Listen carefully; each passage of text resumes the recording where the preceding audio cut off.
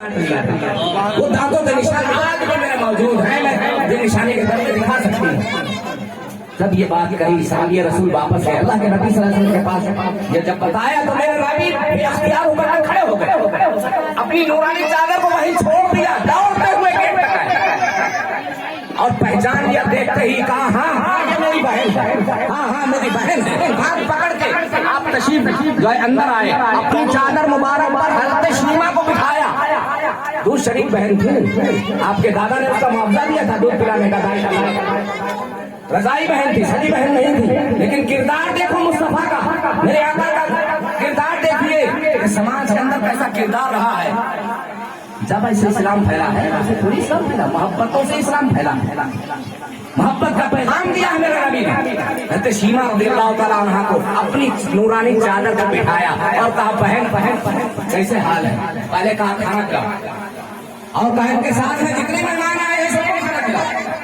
کھانا کھلانے کے بعد پھر آپ نے پوچھا آنے کا مقصد کیا ہے، کیسے آنا ہوا ہے، کیا بات ہے؟ تو حضرت شیما نے اپنا جو تکلیف تھی وہ رکھی کہ ہمارے حنین میں بیاہ کر کے حنین میں گئی ہوں، ابھی جو جنگ حنین ہوئی ہے اس میں کچھ قیدی وہاں سے گرفتار ہو کر کے آئے ہیں،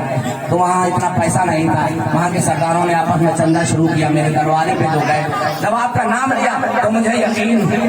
مجھے یاد آیا اور میں اس یقین کے ساتھ آئی ہوں کہ آپ ان قیدیوں کو میرے جھولے میں ڈالیں۔ میں کچھ آج آپ کی بہن اپنے بھائی سے کچھ لینے آئی ہے، کچھ مانگنے کے لیے آئی ہے، کہو کیا بات ہے میری بہن، بتاؤ کیا لینے آئی ہو، کیا مانگنے آئی ہو؟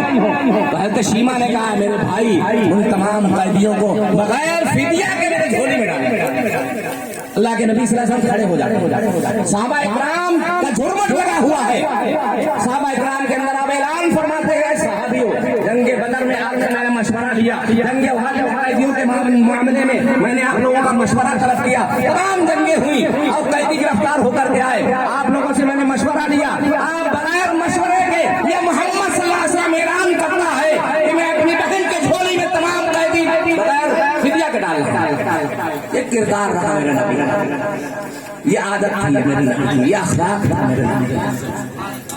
اللہ کے نبی صلی اللہ علیہ وسلم نے تمام قیدیوں کو بغیر فدیہ کے، ایسے باقی کیا ہوا ہے جنگ حنین بغیر فدیہ کے تمام قیدی آپ نے بیاہ کر دیا اپنی بہن کی زبان پر، اور جب آپ رخصت ہوئی تو دروازے پر چھوڑنے آئے میرے نبی، بہن کو دروازے تک چھوڑنا یہ سنت ہے نبی، بہن کے ساتھ حسن سلوک کرنا یہ سنت ہے میرے نبی۔ آپ کی سگی بہن نہیں تھی، دودھ شریف بہن تھی، رضائی بہن تھی، ان کے ساتھ آپ نے احسان کیا۔